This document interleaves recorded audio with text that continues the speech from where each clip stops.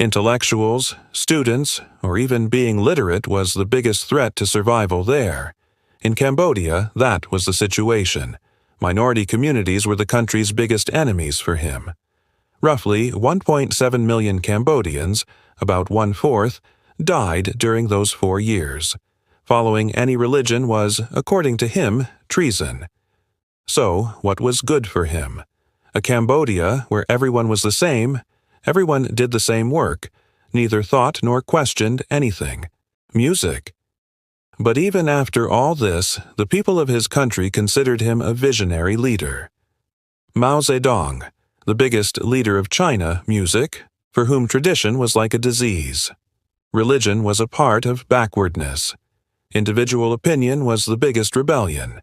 History, culture, emotions were only valid as long as they served his ideology. And because of this, he brought about a cultural revolution where teachers, scholars, and artists were publicly killed. But still, even today, he is considered a national hero of China. His photo is on the Chinese currency. Music, and there are many such leaders, from Joseph Stalin to Adolf Hitler. An entire list of such leaders is filled with those who have killed millions of people for their goals. Yet, for millions of people, they were a national hero and a great leader. And they were able to do this because they had a secret rulebook which they used to achieve any desired goal, and no one could question them for it. The question is, what were these secret rules, and what was so special about them that could completely change the truth, that could show the wrong as right and the right as wrong? What methods are in that rulebook that can be used to change the thinking of not one, but an entire country? And what was in it that, even today, our leaders follow when needed to control our minds, our truth, our emotions? Today, we will understand the 5 most frequently used rules from that secret rulebook through this documentary, which can be used to easily manipulate any thinking person and distort any truth. And if you understand these rules well, and how different leaders have used these rules the next time someone tries to distort your truth through the media, use your emotions for their benefit, or try to shape your thinking, you won't fall victim to their conspiracy, and you will know exactly which of these rules are being used to manipulate you. So, are you ready to know these rules? Not taken any powers. What? So we are functioning absolutely within the Constitution. Music. In today's time, whether you are an engineer, a doctor, a teacher, or a student, there is one thing that can increase your growth by 5x, 10x, or even 20x, and that is content creation. Think of a teacher who is limited to only 60 students in his class. On the other hand, there is another teacher who may be slightly less knowledgeable but knows the game of content creation and is able to reach thousands of children with his message. Create an impact and increase his earnings 10x, 20x compared to the first teacher. You are a student who is brilliant in academics, very talented, but is wandering for jobs after completing the degree. On the other hand, another student who may be less brilliant than you, less intelligent than you, but understood the game of content creation and focused on building a personal brand alongside their studies, and even before completing their degree, opportunities are knocking on their door themselves. You are a small business owner who is only able to sell products in your neighborhood. On the other hand, another small business owner who knows the game of content creation is able to sell his products across India or even globally and increase his revenue 10x, 20x. This entire game is possible through content creation. And I know that most of you viewers who are watching this documentary have already tried creating content. But the problem is that you don't understand how these things work overall. I upload content, but it gets no reach. And this happens because you don't know exactly how this entire content creation game works. And I have brought the solution to this problem.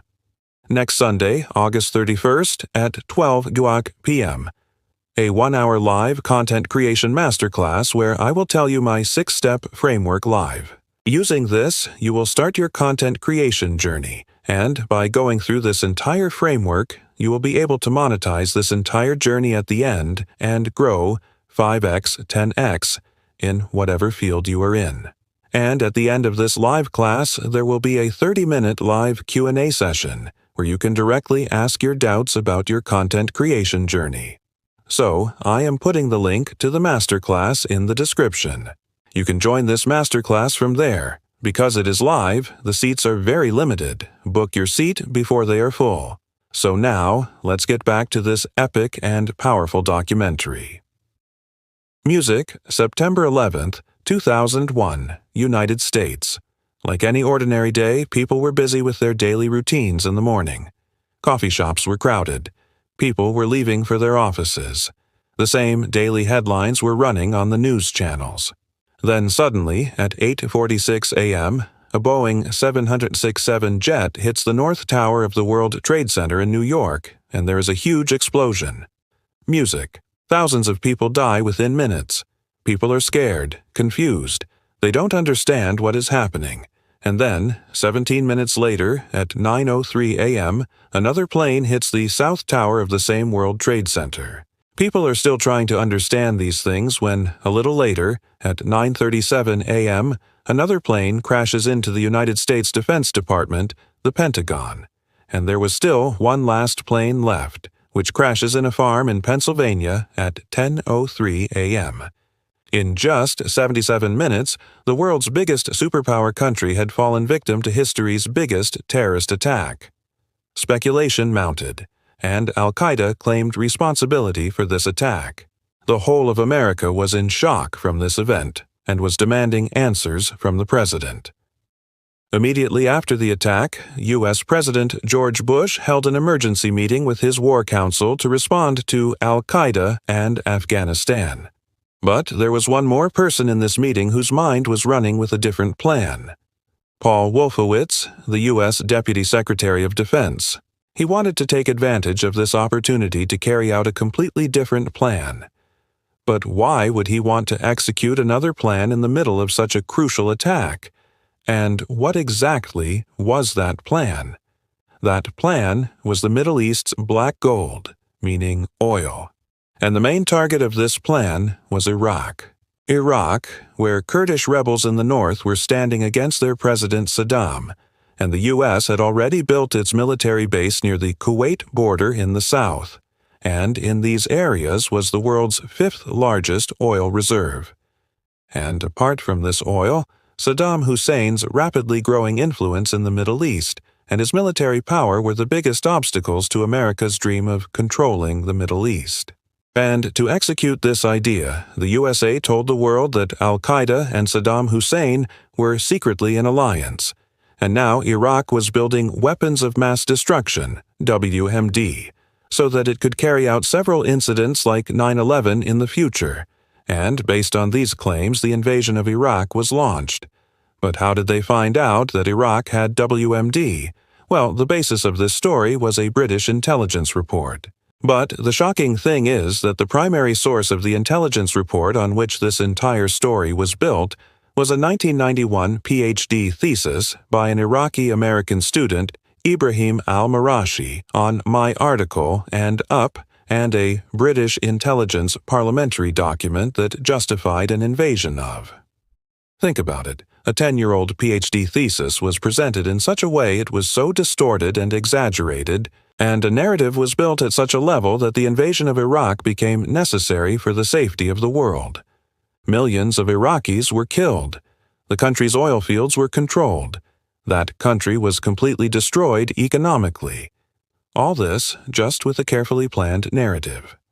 By now, you must have understood how a narrative gave the USA the moral license to justify a full-scale war, rising from a global tragedy. And this is rule number 1 for controlling our truth. Build a narrative. So now the question is, how is this narrative built? How are millions of people forced to believe a story as the truth, even without forcing them? For this, you have to go through 4 steps. Step 1. Trigger emotions: fear, pain, anger, revenge, confusion. All these emotions act as fuel for us. And when these emotions are at their peak, that is the perfect moment to build a desired narrative for one's own benefit. For example, after the 9/11 attack in the USA, people were scared, feeling helpless. They wanted revenge, and this was a perfect moment to build a narrative. Step 2. Introduce a villain. Just as every story needs a villain, building a narrative also requires a villain, like the USA did with Iraq and Saddam Hussein, while their real motive was something else: oil and soft control over the Middle East. Step 3. Write the story. Now you have emotions, you have a villain. You just have to write a story that, after listening to it, no one talks about facts and figures, only emotion-driven logic. Like the USA's story of weapons of mass destruction. The question here is not whether Saddam Hussein was actually a hero or a villain, but the question is how the whole world was scared of him. He was portrayed as a villain, and Iraq was described as a threat to the world, even for WMD that have never been proven to this day. There was only emotion-driven logic in this story. Step 4. Become the hero. After telling the story, there must be a hero to save the people, right? Now that people's emotions have been triggered, someone is needed as the savior, as the hero. For example, in this narrative, the USA became the hero who saves the world. You will observe this 4-step blueprint around you. Somewhere, many leaders have been copying and pasting this blueprint to achieve their goals. Music. The year 1970, the darkest period of Indian history. A period when inflation was at its peak. Unemployment was spreading rapidly. Every middle-class person was fed up with the rising rates of electricity and ration. Corruption was open at every level, from a peon to a chief minister. Everyone, from students to professionals, was protesting everywhere. Petrol prices had increased by up to 300%. From royal families to big businessmen, everyone was against the government. And amidst all this came the day, June 12, 1975, when the Allahabad High Court gave a historical verdict. Justice Jagmohan Lal Sinha cancelled the Raebareli Lok Sabha seat of the then Prime Minister Indira Gandhi and banned her from contesting elections for the next 6 years. But what had happened that such a strict decision was taken against a prime minister? What happened was that her opposition candidate, Raj Narain, had filed 14 allegations against her, and out of those 14, 2 allegations were proven in court. But what were those allegations? One allegation was that government resources were used for the stage setup for her election speech, and the second was that she took help from a gazetted government officer, Yashpal Kaur, for her election-related work. And now, Indira Gandhi had no choice but to challenge this decision in the Supreme Court. On June 24, 1975, the Supreme Court heard Indira Gandhi's appeal and, while staying the Allahabad High Court's decision, stated that she could remain in the post of Prime Minister until the next hearing. And now, Indira Gandhi only had time until the next hearing to save her seat. On the night of June 25, 1975, Indira Gandhi wrote a letter to President Fakhruddin Ali Ahmed, and on the morning of June 26, 1975, when people woke up, there was no news, because by then, everything had changed. Opposition leaders sitting in rallies like Atal Bihari Vajpayee, Morarji Desai, L.K. Advani, and many other big leaders were arrested in the middle of the night, and in the morning, Indira Gandhi announced on the radio, "I want to assure you that the declaration of this new emergency will not affect the rights of law-abiding citizens." But what was the reason behind imposing this emergency? Was India going to be attacked by any foreign country, or was India involved in a war? No, the official reason given was internal disturbance, meaning a threat to the country's security due to problems going on within the country. And just by giving this reason, the president's signature converted democracy into dictatorship. And now she had only one way to stabilize her position: censorship, through which the truth could be suppressed and a new truth could be created for the people. And that's what was done.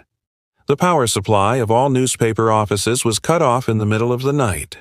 News offices were repeatedly raided everywhere. Ground rules and guidelines were issued for news journalists and governance, and they had to take permission from the chief press advisor before printing anything. Some news houses became completely silent, and some, like the Indian Express and the Statesman, left their editorial pages blank to show their protest. And the fate of journalists who spoke out was jail. By the year 1976, almost 7,000 journalists had been sent to jail. Many organizations were also banned during the entire emergency period. Even more than 1 lakh people were sent to jail. And this is our rule number 2, censorship. When a narrative is built, censorship is used to suppress the questions arising on that narrative. But in today's time, it is not possible to directly control the entire media.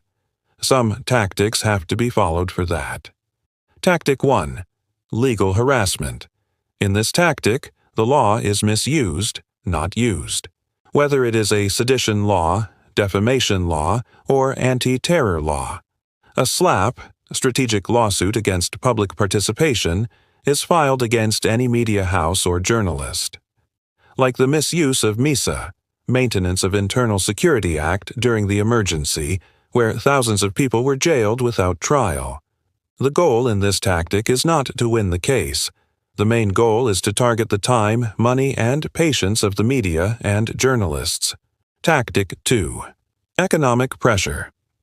If you want to control any media house, the easiest way is to cut off their financial oxygen, such as removing government aid revenue, imposing restrictions on foreign funding through FCRA, Foreign Contribution Regulation Act, getting raids done by IT, ED, CBI, and when all this does not work, finally getting a hostile takeover. Just as the government ads revenue of the Indian Express was stopped after they printed a blank editorial during the emergency. And if you want to understand this whole thing in depth, you can watch Part 1 of our documentary, whose link I have given in the description. Tactic 3. Use fear as a message. If the press cannot be controlled even with law and money, there is one last option left. Fear. Not just physical fear, but psychological fear. Such psychological fear where a journalist has to think about their family before writing something, where they have to ask themselves before publishing anything, can I go to jail? Will there be a notice on this? During the emergency, journalists were sent to jail. But today, this jail is invisible, where they are so scared and threatened, from threat calls to social media trolling, that people think 100 times before speaking the truth. And when there are no truth speakers left, then. Music. The year 1925. Germany. In a dark room of Landsberg prison, a man was writing his autobiography. His struggles, his failures, his achievements, everything was going normally like an autobiography. But then a new chapter began. Nation and race. And this chapter was going to decide the future of not only him, but also millions of other people in just a short time. But what was in that chapter? In that chapter, the world was divided into 2 parts, superior and inferior, because, according to the writer, there was only one race that was the most intelligent, powerful, and disciplined, and it was the one that could rule the world. He believed that culture, science, and technology were all originated by one race, and that race was the Aryans, and specifically the Nordic Germans among the Aryans. And by now, you must have guessed who was writing this autobiography. The person writing this book was none other than Adolf Hitler, and the title of the book was Mein Kampf.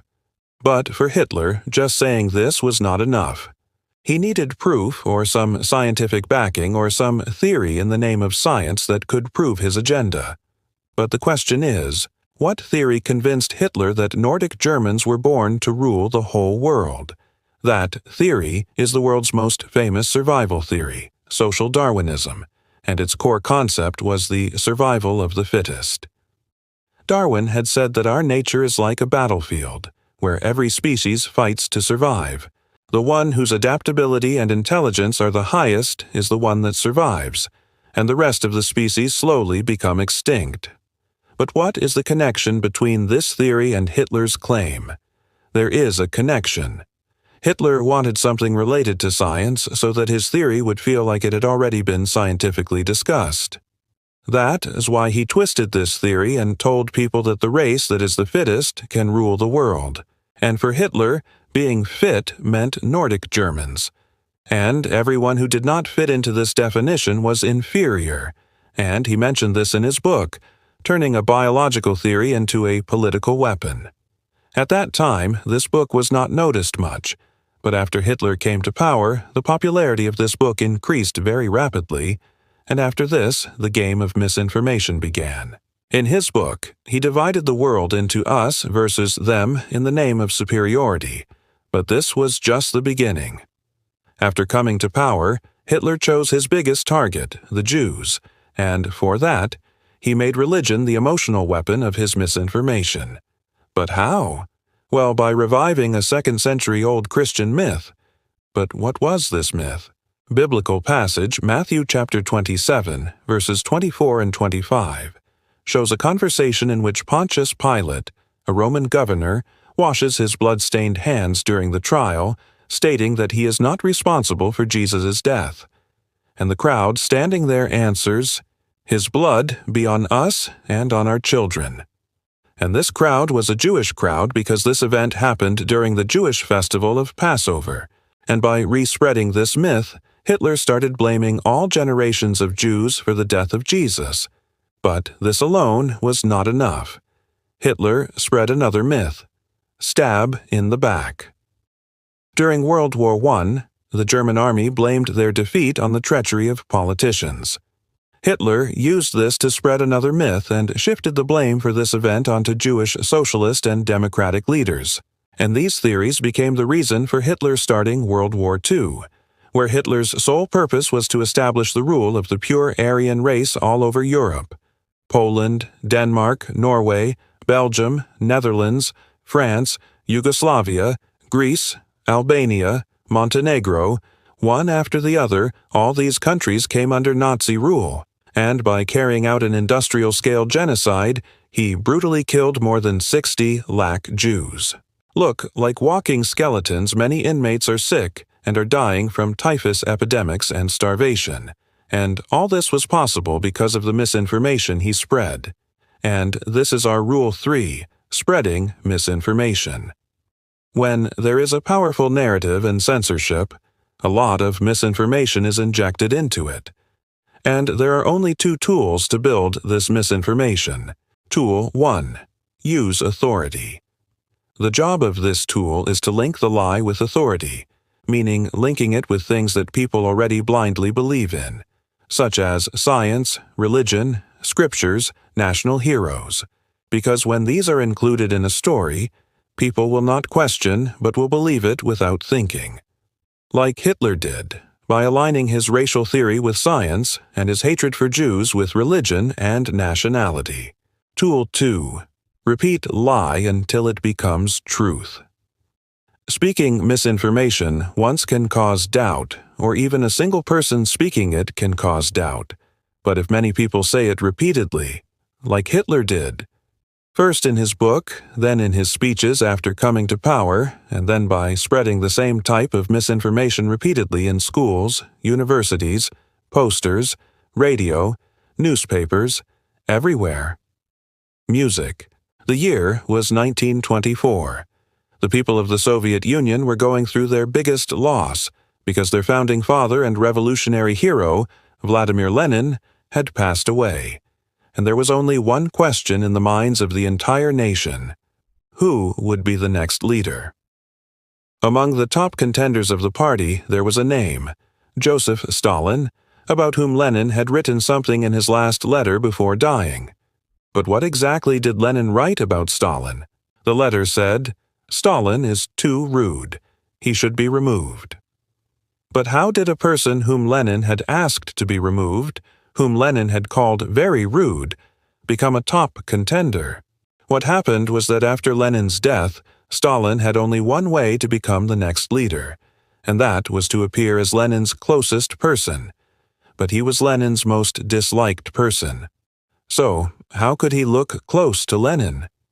This is a picture of Lenin and Stalin from that time. If you look closely, you will not see any special connection between Lenin and Stalin in it. But what if these two are made to look close in this picture? Stalin did exactly this. He made this picture the world's first edited picture, where, to show himself close to Lenin, he edited the picture through airbrush and brought the two closer, and to show himself as Lenin's next heir, he made his image much bigger compared to Lenin. And more than 5 lakh copies of this picture were spread everywhere in the entire Soviet Union. And to create public perception, he started removing other revolutionary heroes and people close to Lenin from pictures so that people would feel that only Stalin was worthy of becoming the next leader.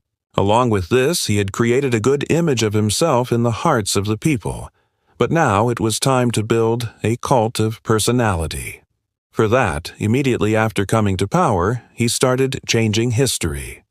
From the textbooks of every historical revolution to the news, he started portraying himself as a great hero. Stalin took credit for every good event and every revolution. Along with this, in all the information being shared through the media, he started frequently using words like great, beloved, bold, wise, inspired, genius, and father of the nation with his name. With the invention of films, he started making films that could build a cult of personality in the minds of the people. In many movies like Battleship Potemkin, Ivan the Terrible, The Fall of Berlin, Stalin portrayed himself as a fatherly voice and a heroic figure. And after all these actions, Stalin succeeded in building his cult of personality over time. People were so inspired by him that they created Stalin rooms in their homes in his name, where they showed their loyalty and devotion in front of his portrait. And this is our Rule 4. Build a cult personality. Cult of personality means making the leader a symbol that no one questions, no one doubts, and no one opposes. And to create such a personality, leaders follow 5 steps. Step 1. Link yourself with a legacy. Such a legacy that people highly respect, such as a national hero, a religion, or an ideology. People already respect that legacy, and the leader's job is just to build his cult of personality while continuing that legacy. Step 2. Control all imagery and symbols, because what is seen is sold. Putting up your photos, statues, posters, slogans everywhere. Taking credit for every good deed. Printing your pictures in the largest size, showing the same face everywhere, from the media to textbooks, like Stalin did by spreading 5 lakh copies of his pictures everywhere. Step 3. Rewrite the history. Slowly taking credit for every important national achievement. Framing oneself in such a way in books, films, stories, news that the central figure of every event is only and only that leader, and the whole story revolves around him, like Stalin did, by exaggerating his role in the revolution in every picture everywhere. Step 4. Use emotional labels. Attaching such emotional labels to your work that build your cult of personality. Using the same label repeatedly with the name in the media. People may not pay attention to that label, but that label gets attached to your name forever in their brain, like Stalin did, by attaching great, beloved, father of the nation to his name. And the last step is step 5, loyalty. After following these 4 steps, a time will come when people will start believing that disagreement with that leader means disagreement with the country. Then, a leader's cult of personality is fully built, when one is called a traitor or a betrayer for speaking against them. And by following these steps, Stalin gained control over the Soviet Union, and controlled it in such a way that anyone who spoke against him was put in jail. And this power came not from politics but from a cult of personality. Music. The year was 1799. Napoleon Bonaparte, a general who rose from a small Corsican island, had overthrown the long-standing monarchy of France, and now he slowly wanted to bring the revolutionary fire of France to other European countries and capture them. He succeeded in capturing Austria, Italy, and Spain one by one. And now it was the turn of Russia. Russia was a country whose army was feared by the whole of Europe. Russia had intellectuals for its army and lines of generals.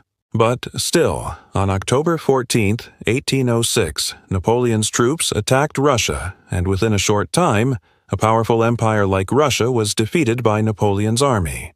An empire whose pride was its military strength. Its army was completely broken. They realized that their soldiers were listening to orders, but they were thinking for themselves what would be the best thing to do. And after that, they were questioning, and because of this process, there was a delay in actions, and the conclusion of their defeat came out to be the soldiers' own thinking. And now, to win, they needed soldiers who would neither think nor question nor stop anywhere, but just follow. And from here, the world's first mass self-controlled system was born. And its mission was obedience, punctuality, and blind nationalism. Neither question, nor logic, nor creativity. Just order, discipline, obedience. And by now, you must have guessed. This system was the world's first mass education system, the Prussian education system, on which I have already made a detailed documentary, The Education Trap, which you can watch. I will put the link in the description. This education system created a disciplined generation that, without questioning, entered the military, civil services, and factory jobs. Slowly, this Prussian model became the blueprint for the education system of the whole world, and the leaders of those countries started deciding what to teach and what not to teach. And people's mindsets were built according to what those leaders wanted. And today, the leaders of almost all countries use this education system to build their propaganda and narrative. And this is our rule number 5. Control the education system for your own benefit. Because if a person is taught to think in a fixed way from childhood, they will not become an obstacle in your work when they grow up. Their actions can be predicted, and those actions can be used for your benefit. Like how people's way of thinking was controlled through the Prussian education system. And as soon as attention is diverted from their critical thinking skills using the education system, a factory of loyal citizens will be found, whose chances of raising questions and challenging you will be very low. Now, they don't just control the media. Now they have also controlled people's way of thinking. Now, what people will watch, what they will believe as truth, what they will believe as a lie, even how they will think, will also be decided by those who control that education system. And in this way, by following these rules, any democracy can be made a controlled democracy, for which, first, a narrative is built. Censorship is brought in so that no one can know the truth of that narrative. Misinformation is injected to carry out desired work without any trouble. And after all this, the goal of any leader is to make their personality a cult. And finally, the education system is used to control the way of thinking of the coming generation. And as soon as their way of thinking is controlled, their questions, their emotions, their vote, everything comes under their control. And they don't even know that their way of thinking has been controlled. Because what they read, what they saw, how they thought, everything was systematically designed. And now that you have understood these 5 rules, observe around you. Do you see any carefully built narrative? Is the voice of any media being censored somewhere? Is any suspicious activity or misinformation being spread around you? Is questioning a cult leader getting you called a traitor or a betrayer? Is your way of thinking being manipulated by your textbooks? And now, after knowing all this, the question arises. Now, if any leader wants to control your truth, control your thinking, will you fall victim to their motive, or will you escape their deception after knowing these rules? Thank you so much for watching this documentary till the end. I hope you like this documentary very much and learned something from it. If you have any suggestions, please tell me in the comment section, and you can support me and help this channel grow by subscribing to this channel and sharing this video. So, I will meet you very soon in the next documentary. Till then, take care. Bye-bye.